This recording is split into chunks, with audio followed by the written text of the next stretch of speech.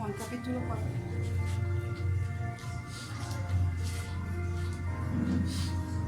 Versículo 13 en adelante vamos a leer la palabra del Señor en esta mañana, pero antes oremos. Amado Señor, yo te doy gracias por la misericordia que manifiestas a cada uno de nosotros, Señor. Yo te doy gracias, Señor, por la recuperación que vengo teniendo de mi brazo, de mi mano, Señor. Aún esta pierna, Señor, todo está en tus manos. Tú eres el único que te encargas de mi vida, de mi salud, Señor. Gracias por tu grande amor, por tu misericordia, Señor, porque hemos aprendido lo que dijo el apóstol Pablo. Todo lo podemos en Cristo que nos fortalece. Eres tú nuestra fortaleza, eres tú nuestra vida, eres tú quien nos enseñas cada día. Amado Señor, vamos a estudiar la palabra, vamos a meditar en ella, Señor. Queremos alimentarnos, queremos llenarnos de ella, nutrirnos, Señor, para que nuestro espíritu sea fortalecido cada día. Te doy gracias en este momento, mi Señor amado. Juan capítulo 4.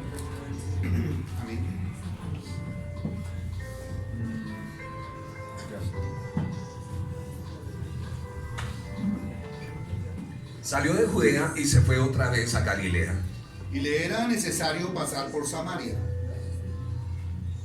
Vino pues a una ciudad de Samaria llamada Sicar, junto a la heredad de Jacob, que Jacob dio a su hijo José.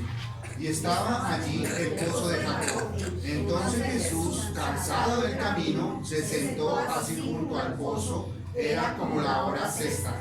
Vino una mujer de Samaria a sacar agua y Jesús le dijo: dame de beber. Pues sus discípulos habían ido a la ciudad a comprar de comer. La mujer samaritana le dijo: ¿cómo tú, siendo judío, me pides a mí de beber, que soy mujer samaritana?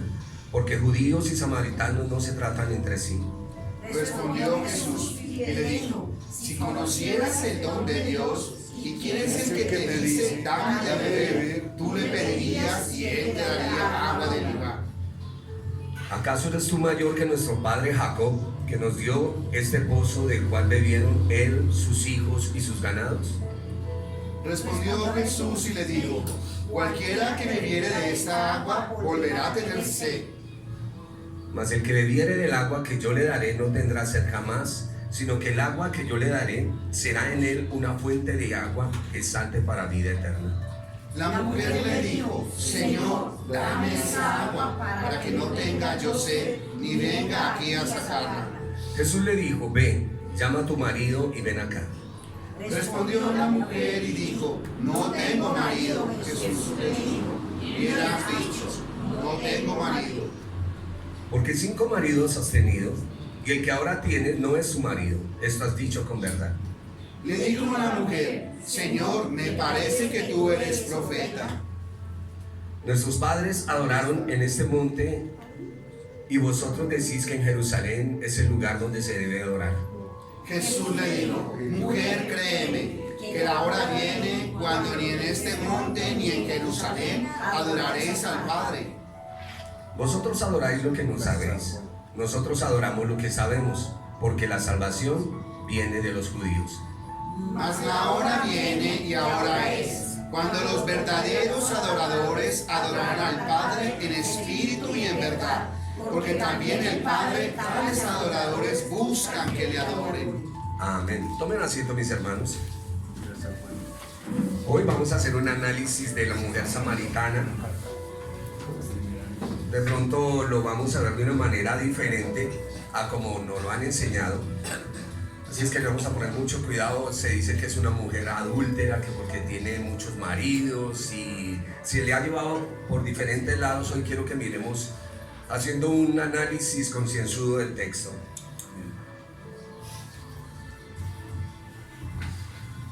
Alista en Génesis 24:11.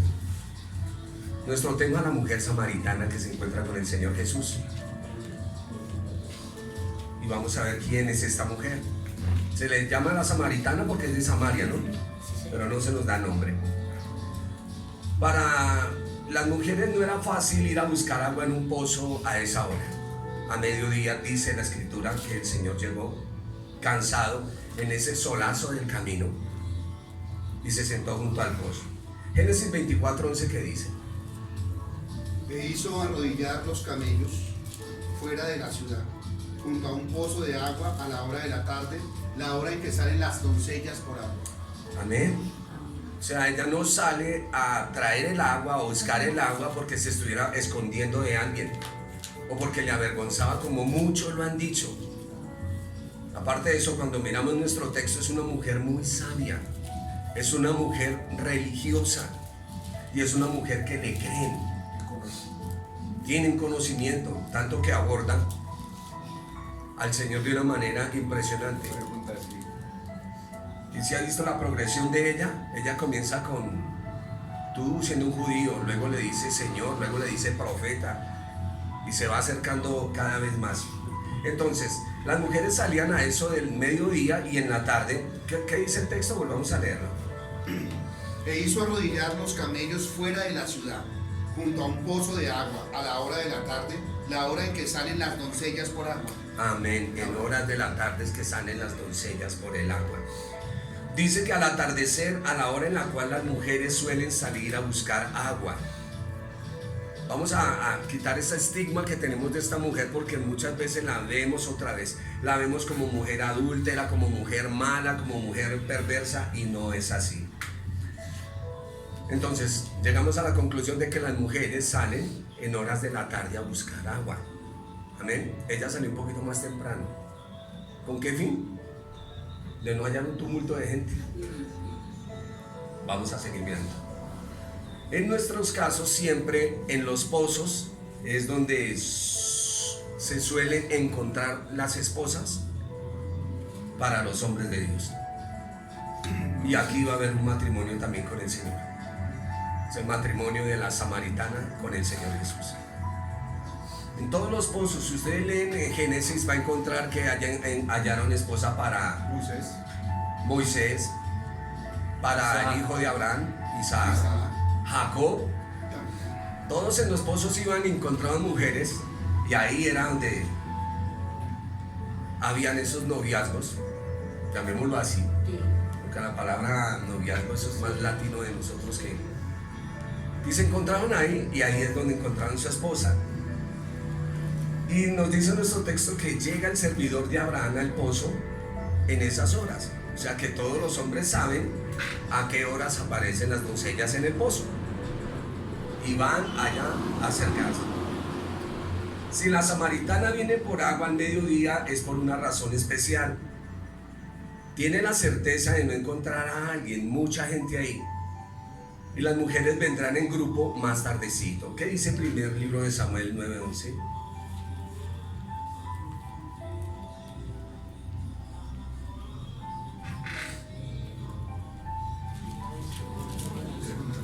Cuando subían por la cuesta de la ciudad, hallaron unas doncellas que salían por agua, a las cuales dijeron: ¿está en este lugar el vidente?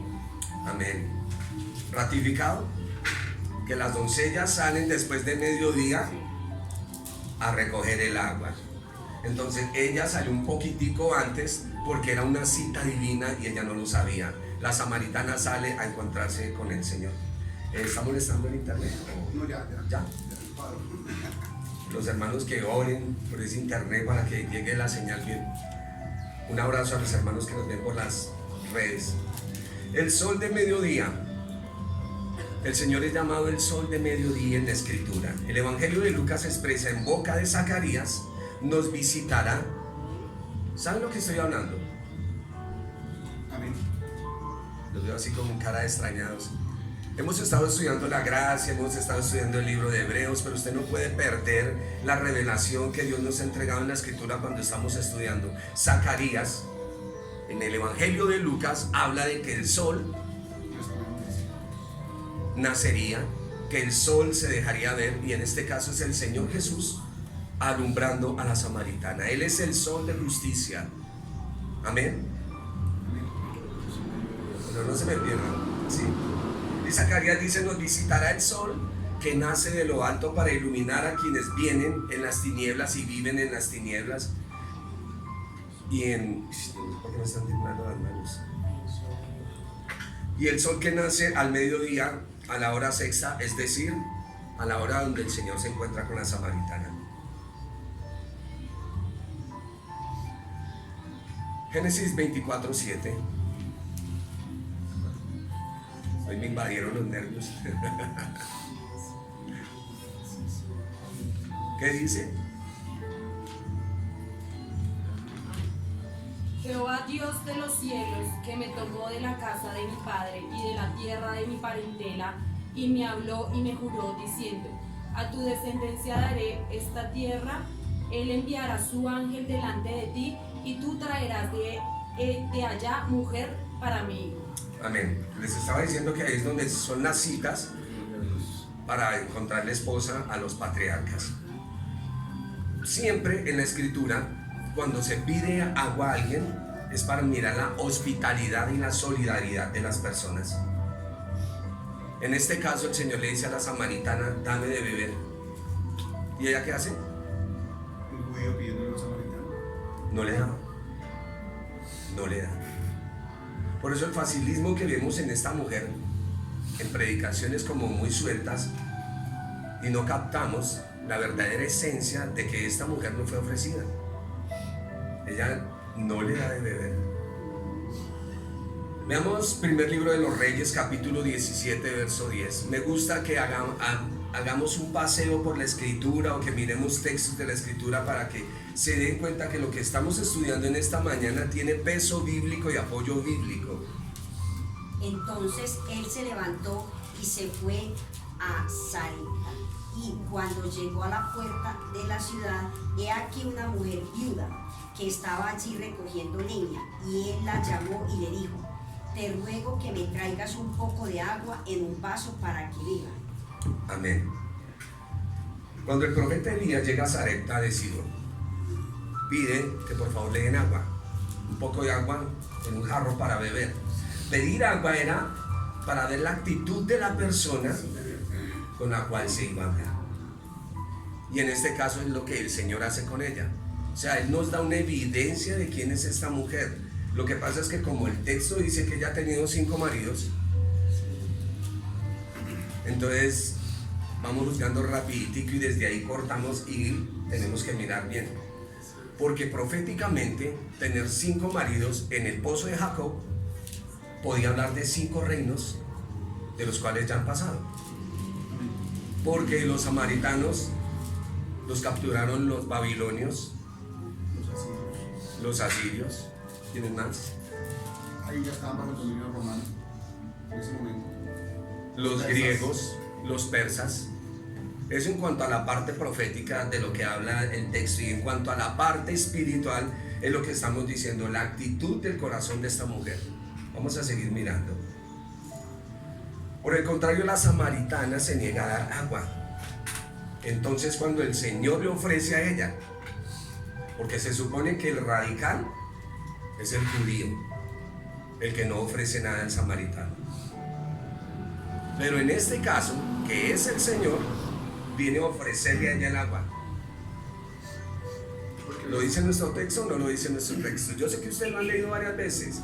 Por el contrario, la samaritana se niega a dar agua. Entonces el Señor Jesús le ofrece agua viva, Juan 4:10. Y como le digo, si esta mujer toma del agua del Señor, viene una boda. Por eso el esposo de ella ya va a ser el Señor Jesús. En los pozos son las citas para las bodas. ¿Es lo simbólico de Cristo y la iglesia? Sí, Señor.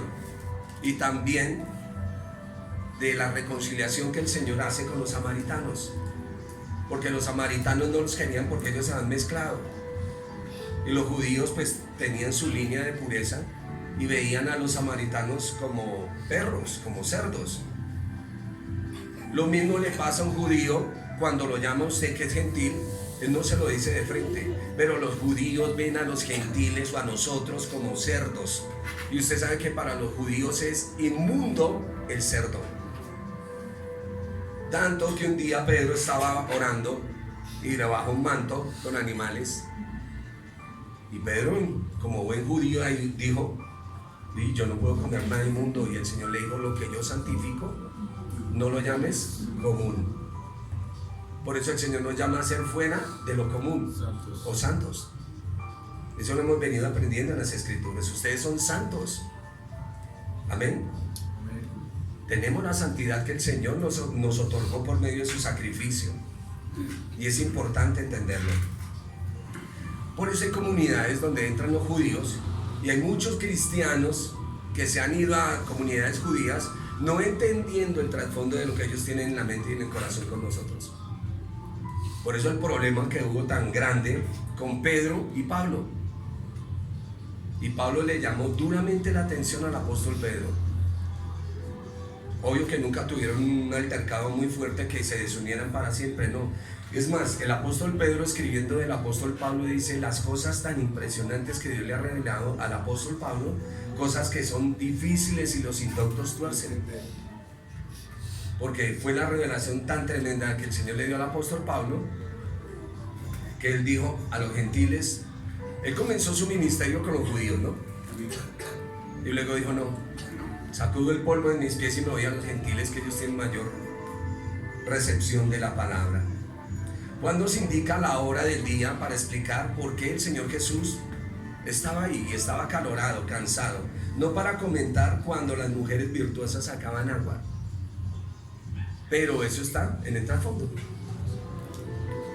El detalle de que estuviera sola define su carácter. Perdón, no define su carácter, sí, muchas gracias. Juan la presenta como una persona que pregunta, que, bueno, inquisitiva, ¿saben la palabra? Sí, que inquiere, que tiene curiosidad, inquisitiva y religiosa en quien sus conciudadanos confían. No es la mujer vaga que todo el mundo dice, no, porque ella cuando se va para el pueblo les dice, oiga, me encontré al Mesías, y el pueblo salió. O sea, no dijeron, no, está loca que... No. Era una mujer que tenía peso. Por eso les digo, yo he escuchado muchas predicaciones donde a esta mujer la han tirado por el piso y la han por debajeado, pero es una mujer que tiene conocimiento y tiene un conocimiento bíblico. Y le dice, es que ustedes dicen que es en Jerusalén y nosotros decimos que es aquí en Gerizim, porque el monte Gerizim queda en Samaria. Y si usted va y mira en Deuteronomio las bendiciones y las maldiciones, donde se dijeron en Gerizim, en el monte que está en Samaria. O sea que ella tenía la razón de lo que Deuteronomio habla. Fue después, con el tiempo, que compran, ¿cómo era que se llamaba? ¿Arauna? ¿Quién era?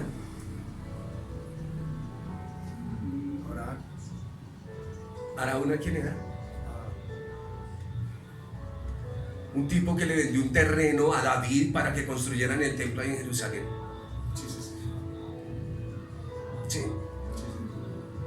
¿O no? Estamos equivocados. Pero vayan recordando Biblia, porque el 24 va a haber aquí preguntas y respuestas con regalos incluidos, y usted tiene que estar muy piloso en la escritura, muy piloso, para que sepan moverse en el 24 acá con las preguntas. Juan la presenta como una persona inquisitiva y religiosa en quien sus conciudadanos confían, quizás incluso la admiran, porque escuchan el testimonio de ella cuando va y les dice. Y cuando ella les habla, ¿qué hace el pueblo? Salen a mirar y dicen, ahora lo entendemos, no por el dicho suyo, sino que ya nos dimos cuenta.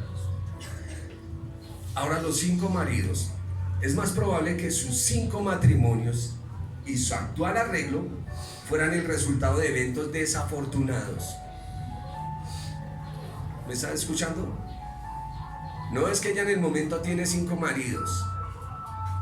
¿Recuerdan en la Biblia un caso de una mujer que ha tenido 7 hermanos? Y vienen y le preguntan al Señor, bueno, ¿y en la resurrección de quién va a ser mujer? Esa hermanita tremenda, acabó con la familia, ¿no? Sí, no, hay una ley donde Sí, moría el hermano pasado al otro hermano. Imagínense, pero a todos los mató. La nuera de Judá. Señor, La nuera de Judá.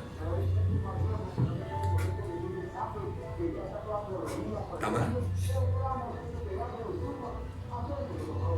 Sí, estamos hablando de ella.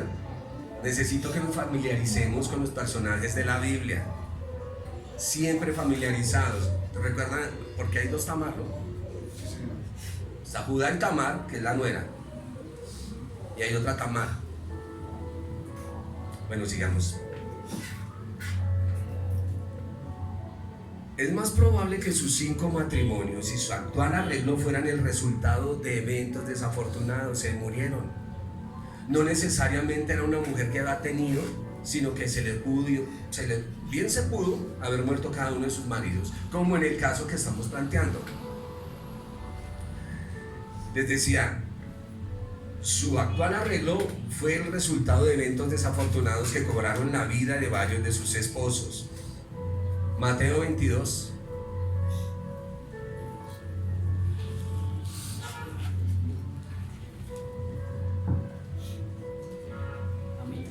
Amén. Aquel día vinieron a él los saduceos, que dicen que no hay resurrección, y le preguntaron, diciendo: Maestro, Moisés dijo: si alguno muriere sin hijos, su hermano se casará con su mujer y levantará descendencia a su hermano. Hubo pues entre nosotros 7 hermanos. El primero se casó y murió, y no teniendo descendencia dejó su mujer a su hermano. De la misma manera también el segundo y el tercero hasta el séptimo. Y después de todos murió también la mujer. En la resurrección pues, ¿de cuál los 7 será ella mujer? Ya que todos la tuvieron. Entonces respondió Jesús y les dijo: erráis, ignorando las escrituras y el poder de Dios. Amén, hasta ahí dejemos, mi hermano Matías, gracias. Arrancamos con ¿quiénes son los personajes que se le acercan al Señor? No, los saduceos. Porque hay una gran diferencia entre el fariseo y el saduceo.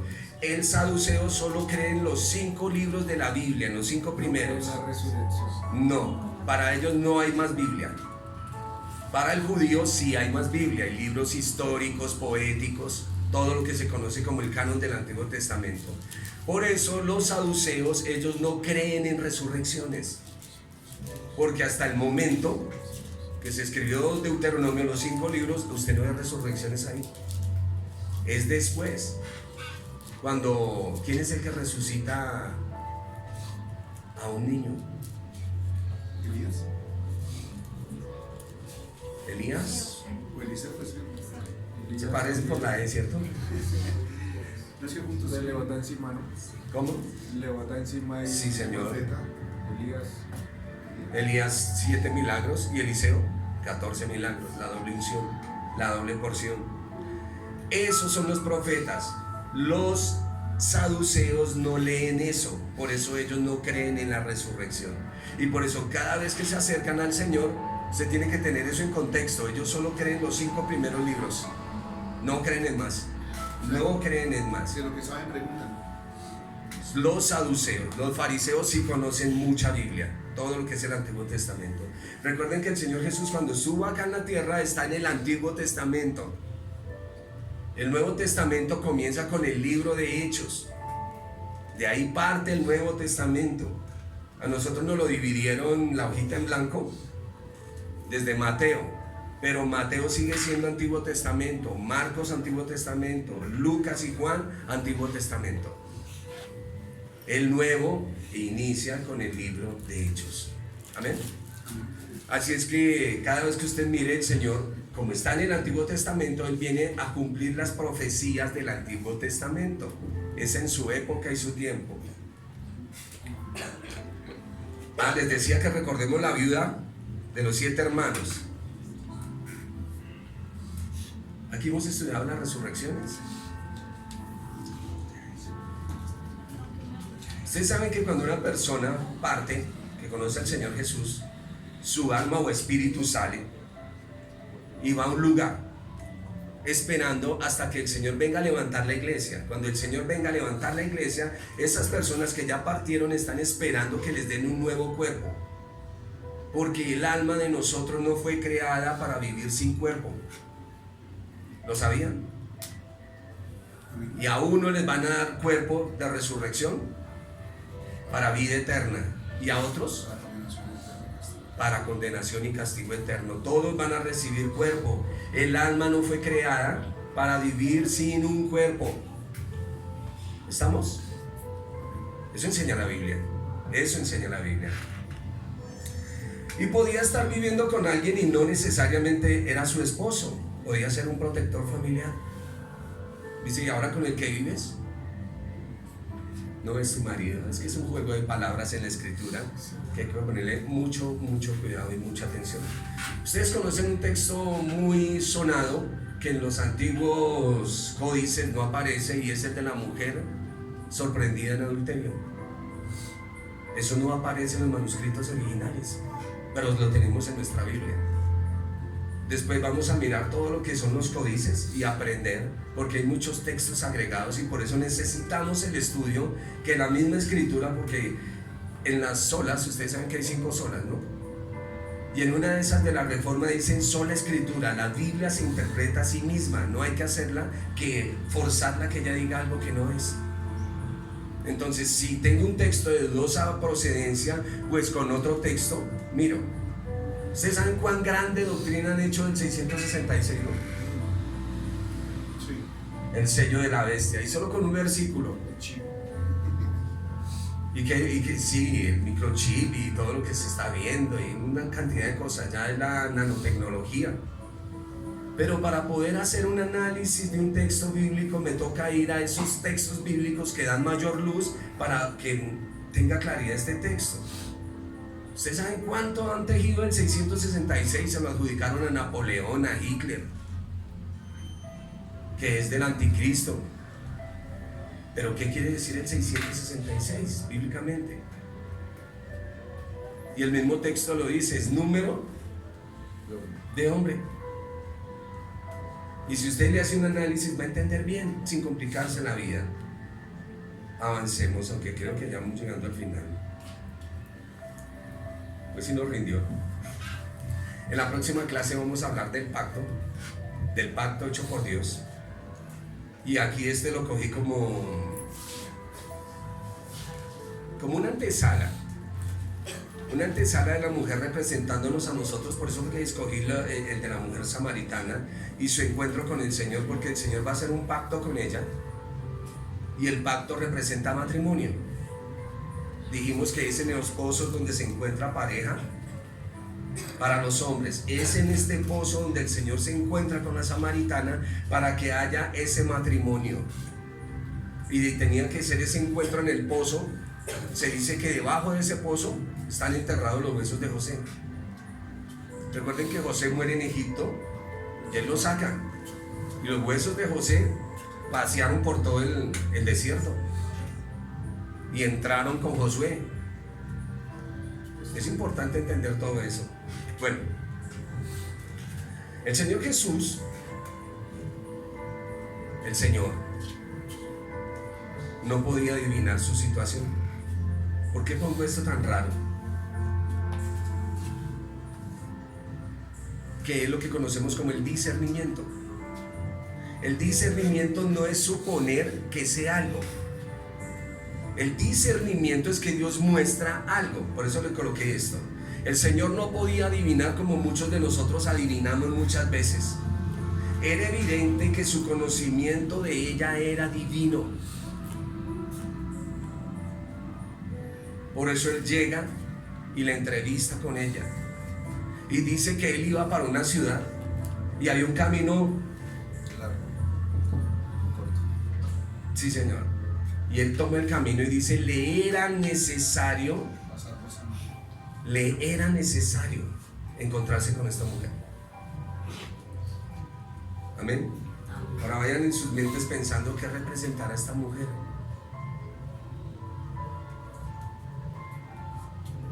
En un sentido espiritual. Era evidente que su conocimiento de ella era divino.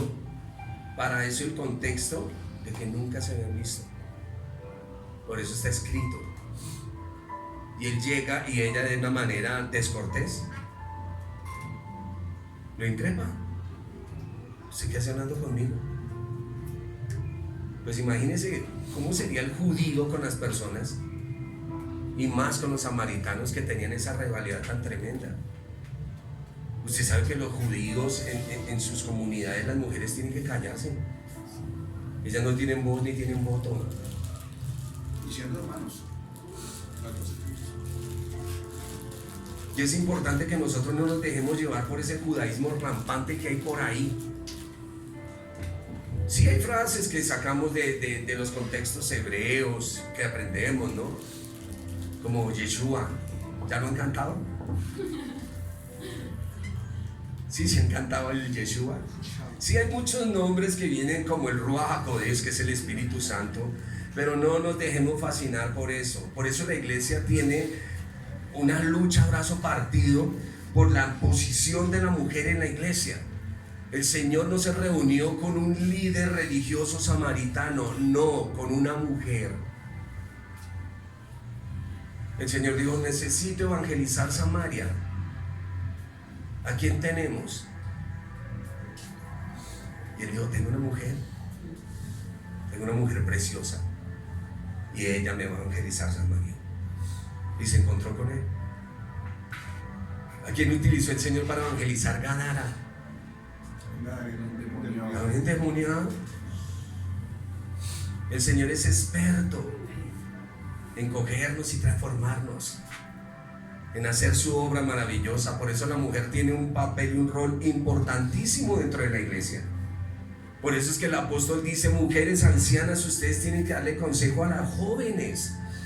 Ustedes son esa fuente de sabiduría para las mujeres jóvenes. ¿Sí lo dice el apóstol? Claro que sí. La mujer es importantísima dentro de la iglesia. Sí sabe que aún en nuestras comunidades, una mujer que su esposo la dejó por ahí con sus hijos, o bien puede ella levantar sus hijos en orden, o bien puede entregarse a los placeres. La mujer es importante en la iglesia, tanto que el Señor nos llama su novia. Somos la novia del Cordero. Por eso las iglesias donde quieren acallar, o esas congregaciones donde quieren enmudecer la mujer, estamos en un problema. Una vez estuve reunido con un poco de hombres así de ese carácter. Es que la mujer no enseña en la iglesia, es que la mujer tiene que estar acá y la mujer está acá. Pero cuando yo los veía con sus esposas, las que mandaban eran ellas. A ellos muy bravos y muy machitos, pero en la casa las que mandan son ellas. ¿O no? Por eso tantas canciones en el mundo, mujeres divinas. Las divinizaron. La mujer tiene su papel y su rol importante en la iglesia. Por eso usted tiene que cuidarse como mujer en la iglesia. Usted es una mujer de testimonio. ¿De qué testimonio estoy hablando? ¿De que se porta bien y no hace nada mal? ¿De que no se pinta el cabello? No, yo no estoy hablando de eso. Cuando hablamos de testimonio, ¿qué es el testimonio? Cristo revelado. Caminando siempre mostremos el amor del Señor manifestado en nuestras vidas. El Señor manifestado en su vida, ese es el testimonio. Se ha dicho que cuando nosotros partamos y llegamos al cielo, hay un espejo grandísimo que cuando usted va a entrar, usted mira en ese espejo y ¿a quién ve? Se ve es al Señor en usted. Dice el apóstol Pablo: amados, sufro dolores de parto hasta que Cristo se ha formado en ustedes. Ese es el testimonio. No es que usted hace una cosa o dejó de hacer la otra. Eso no es el testimonio. ¿Me escuchan? El amor del esposo hacia su esposa. El hombre tiene que estar enseñándole Biblia a su esposa. Es importantísimo, ¿no es que él es el sacerdote de la casa? Y la mujer, como mujer sabia, como lo dice Proverbios 31, enseña también sus hijos. Es una mujer trabajadora. ¿Recuerdan? La mamá de Lemuel, de un rey, escribe a Lemuel y le dice: hijo, no des tu fuerza a las mujeres. Todos lo conocen como Proverbios 31, mujer virtuosa. ¿Quién me llama? Pero es una carta de una madre para su hijo diciéndole: cuando vayas a escoger una compañera, fíjate en esto y fíjate en esto. Una mujer trabajadora, una mujer hacendosa, una mujer que te ayuda. Es importante. Y la Biblia enseña, la mujer es muy importante en nuestra sociedad, en nuestras comunidades, en la iglesia. Y Pablo dice, el hombre no es sin la mujer, ni la mujer sin el varón. Somos uno en Cristo. A la mujer hay que darle honor. ¿Cómo a qué? A vaso más frágil. Eso enseña la Biblia. Los esposos que no le están enseñando ni comunicando Biblia a su esposa perdieron de vista el norte. Él es el encargado. Por eso es que se evalúa al esposo por la sabiduría de la esposa. Ahí viene la responsabilidad. ¿Qué estamos enseñando? ¿Qué estamos diciendo? ¿Sabe que la esposa se parece mucho al esposo, no? Y viceversa. Claro. Claro. Si soy guacho ya va a tener su guachada. Si soy muy glamoroso, ella va a coger partes mías. Es importante. Ve cómo la mujer es importante. Ve cómo el Señor tiene una cita divina con la samaritana. Y el Señor nunca por debajo a esta mujer. Antes la elogió por su conocimiento. Una mujer que sabe. Algunos dicen que fue que la mujer le guiñó el ojo al Señor y el Señor le dijo, va a traer a su marido. No. Es la sabiduría del Señor. Y les decía que era evidente que su conocimiento de ella era divino, y para eso el contexto de que nunca se habían visto. Como la mayoría de las mujeres, su identidad estaba ligada a su padre, esposo o hijo.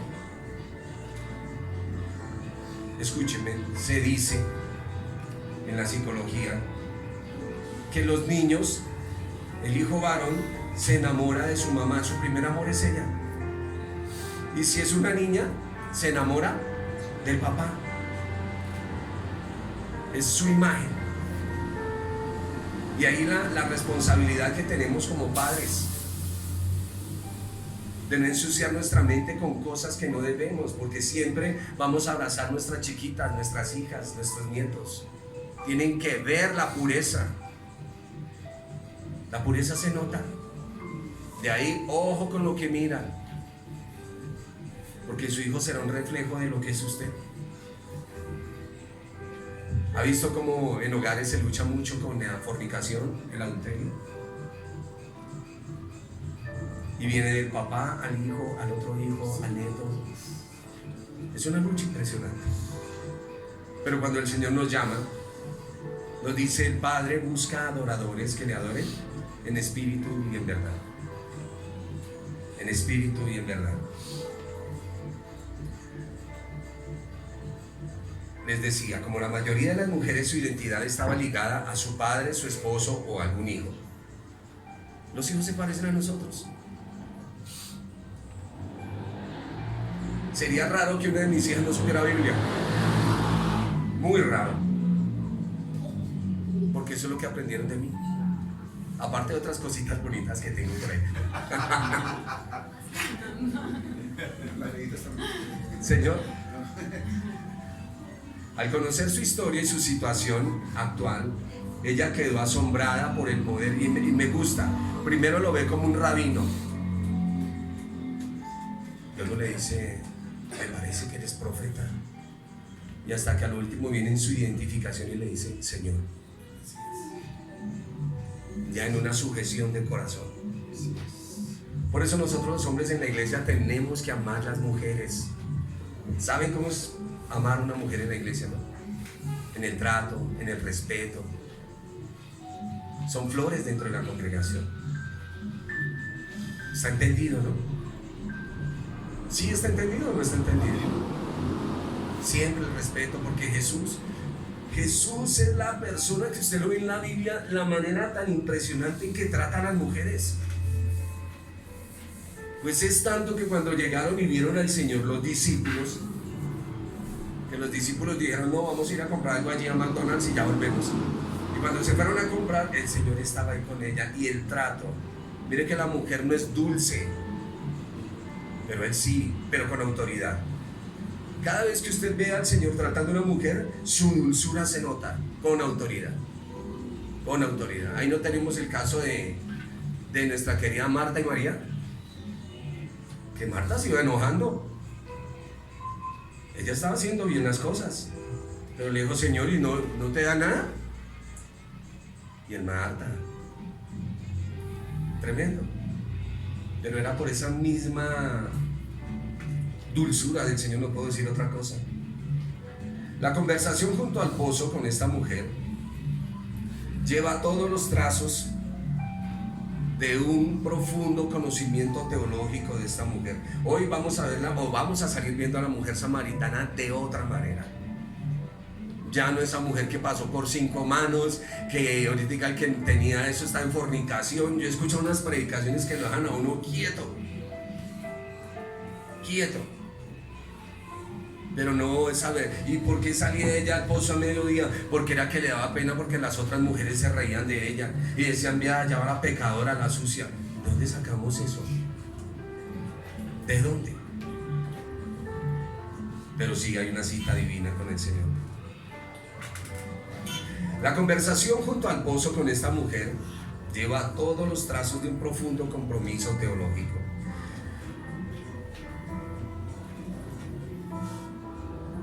La mujer, ustedes saben que siempre se vio a la mujer que no quiero entrarme mucho en esto, en un ritual de contaminación. Una mujer contamina o limpia. Escúchenme. Por eso a veces atacamos que la sagacidad y la astucia y todas estas cosas, porque a veces no caminamos, o las mujeres no caminan con esa transparencia que tienen que caminar, andan como con un doblez extraño. Y usted sabe que cualquier movimiento falso que hagamos daña la imagen. Y a veces sacamos suposiciones por ciertas características. Yo conozco mujeres que son muy cariñosas, pero como camino con Cristo, sé que la hermana, perdónenme la expresión, no me las está botando. La hermana es así, es muy tierna, es muy dulce. Hay otras con un carácter tremendo. Hay hermanas que entran en la iglesia serias y yo, no, así es ella. Así es ella. Fue su contexto, donde se crió, donde ha vivido. Por eso le digo que la mujer tiene su ritual de contaminación y ceremonialmente es un recipiente limpio. Ella acaba de salir, tiene un conocimiento, pero se va a encontrar con el que la va a limpiar. Y le dijo, mujer, va a comenzar a brotar agua de tu corazón, porque en ese pozo, aunque tenía conocimiento teológico, estaba seco. Ahora imagínense ese choque cultural de esta mujer con su gente diciéndole, hay un judío en el pozo. Raro. Pero vino tal evidencia del poder divino en el corazón de ella que todo el pueblo fue movido. Ahora, ¿utiliza el Señor una mujer para evangelizar? Qué pena, mis queridos que quieren. Sí, yo sé que hay textos bíblicos donde dice la mujer calla en la congregación, ¿cierto? ¿Y a qué se está refiriendo el apóstol Pablo? O dice, no le permito a la mujer enseñar ni enseñorearse del varón. ¿Pero por qué está diciendo eso? Porque le estás quitando la responsabilidad al hombre. El hombre es el que le enseña a la mujer. Y muchas veces cuando el hombre deja su sitio, pues viene el lío. Ahí tenemos una gran teóloga, la señorita samaritana, con este caballero muy joven llamado Jesús, y que sabe cómo abordarla. Recuerda que el Señor Jesús es un muchacho, tiene 33 años, es joven, y la aborda, y sabe cómo le habla, y siempre en su mente está el Padre y la evangelización. Y le dijo, mujer, toma, ve y evangeliza a Samaria. Ahí se nos cae la teología más de uno, porque el Señor hace obras a través de las mujeres preciosas en la iglesia. Por eso, mujeres, tienen que avivar el don de Dios que está en ustedes. Las mujeres no están solamente para servir tinto en la iglesia. ¿Quién dijo eso? Si ustedes van y miran el ministerio del Señor Jesús, habían 3 mujeres que lo respaldaban económicamente para el ministerio de él. Vuelvo otra vez, mujeres son muy importantes en la congregación. Así es que tomen su lugar y usted sabe que está puesta para bendecir. Usted es un recipiente limpio porque el Señor ya está en usted. Y el diálogo que sucedió ahí no es como los diálogos que tenemos nosotros. Ellos conversaron o hablaron sobre adoración, salvación y sobre el profeta Mesías que había de venir, que Moisés lo dijo. Ella es samaritana, cree en los 5 libros de la Biblia. Y Moisés un día escribiendo dijo: muchachos, el Señor les va a levantar un profeta en medio de nosotros, de la congregación. Él será el ungido por Dios. Y ellos están esperando, los samaritanos, a ese profeta Mesías. Su merced, porque ya lo conoce, pero en este encuentro ella no sabe que es él. Y ella le dice: ¿me parece? Y entiende que él es el Mesías. Volvamos a nuestro texto, mis queridos.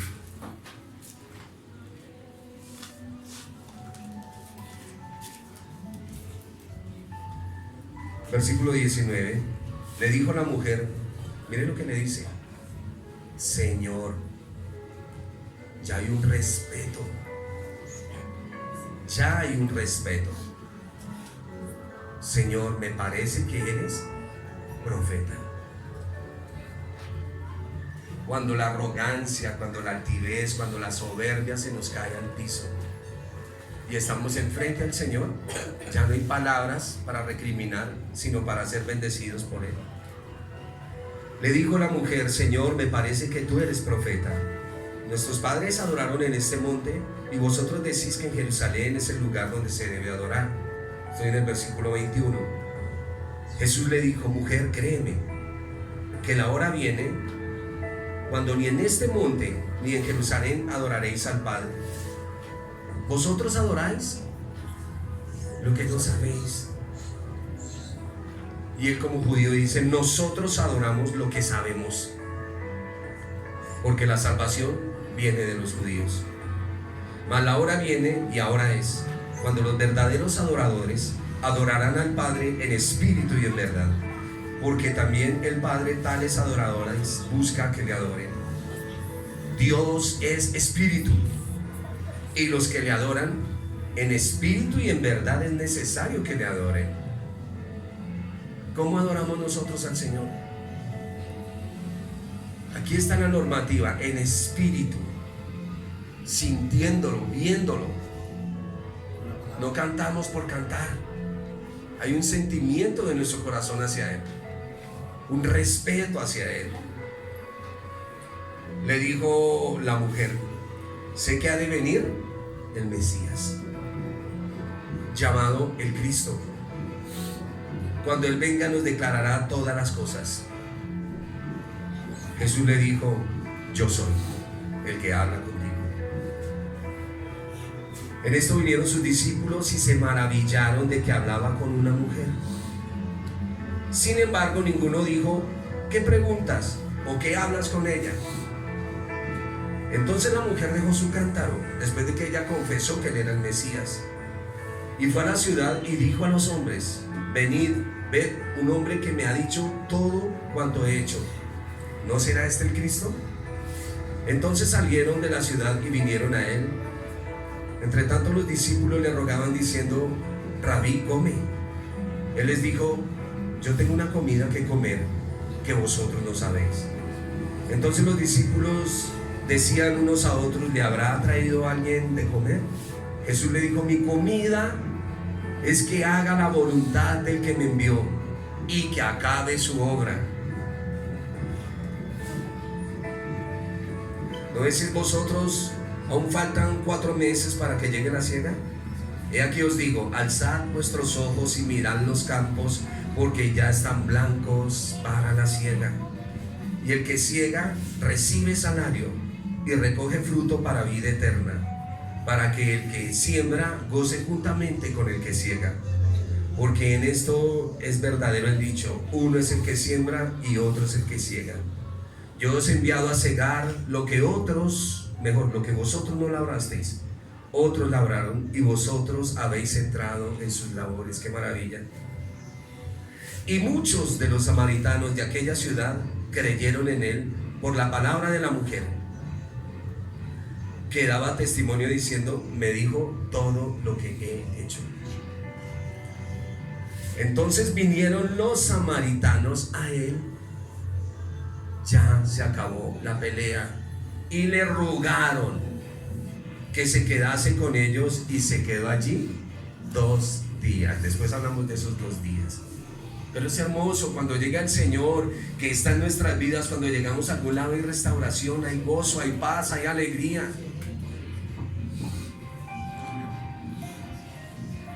Hasta aquí llega mi enseñanza en esta mañana. Espero hayan entendido. Veamos desde otro concepto a esta mujer. Veamos que es una mujer que se dedicaba y sabía, porque se encontró con el Mesías. Y su diálogo, como les dije, su conversación con él fue de adoración, salvación. Esos son nuestros diálogos. Traer paz al corazón de las personas. Y aquí en este pozo se sella un pacto, que es el matrimonio que estamos hablando. Y ya en la próxima clase vamos a ver el pacto nuevo que Dios hizo, no con nosotros, sino con la casa de Israel. Nosotros fuimos injertados en ese olivo, pero Dios ha prometido y juró por Él mismo que nunca nos perderíamos, y que todo lo que Él ha prometido lo va a hacer con nosotros. Amén. Vamos a orar en esta hora. Señor, te doy gracias por tu bendita y santa palabra, mi Rey. Y te agradezco porque el temor siempre llega a mi vida, a mi corazón, Señor. Que siempre tenga temor al proclamar tu palabra, Señor. Que siempre haya nerviosismo en mi vida, Señor. Para que, como dice tu siervo Piper, no somos profesionales. Te debemos todo a ti, Señor, y la enseñanza proviene de ti, amado Dios. Gracias, Señor Jesús, por tan maravilloso libro que es la Biblia, Señor, por el cual somos nutridos, bendecidos, Señor. Gracias por todo lo que tú haces en nuestra vida, en nuestro corazón, Señor. Gracias porque, como la mujer samaritana, podemos tener muchas cosas en nuestra mente y en nuestro corazón, pero tú te encargas de cada una de ellas. El anhelo de tu corazón, lo sabemos, es que de nuestro interior corran ríos de agua viva, que tengamos una fuente de agua para darle a la gente, darle de beber al que tiene sed, Señor amado. Ayúdanos, Señor, a no perder de vista esta maravillosa palabra, Señor, porque la mies es mucha y los obreros pocos. Ayúdanos, Señor, ayúdanos a recoger, Señor, de lo que otros sembraron, Señor amado. Ayúdanos, por favor, en esta tarea maravillosa y linda que tú nos has entregado. Gracias por tu palabra, gracias por tu Espíritu, Señor. Gracias por las obras maravillosas que vienes haciendo en nuestras vidas, en nuestros corazones. Gracias por tus respuestas a nuestras oraciones, bendito Señor. Yo te doy gracias de manera especial por esta congregación, amado Señor, por cada uno de los hermanos que está aquí, Señor. Cada día aprendo a amarlos más y más y más, Señor. Son tus ovejas. Ayúdame, Señor, a tener un buen pastorado con ellos, Señor, a pastorearlos con dulzura, con ternura. Que yo no me enseñoree de la grey, Señor, sino que apaciente con dulzura, con tu ternura, con tu mansedumbre, Señor. Gracias te doy por cada uno de ellos, Señor. Hoy los presento porque tú sabes qué necesidades tienen en sus propias vidas y en sus corazones. Cuáles son sus planes, cuáles son sus sueños, cuáles son sus metas, Señor. Ayúdanos a cada uno de ellos, Señor, pues si veo contentamiento en el corazón de ellos, mi corazón, Señor, rebosará de gozo. Gracias, Dios mío y Señor mío, te doy en esta mañana por tu palabra, por tu presencia. La bendición del Padre, del Hijo y del Espíritu Santo reposa sobre nuestras vidas. Muchas gracias, mi Señor y mi Dios. Amén.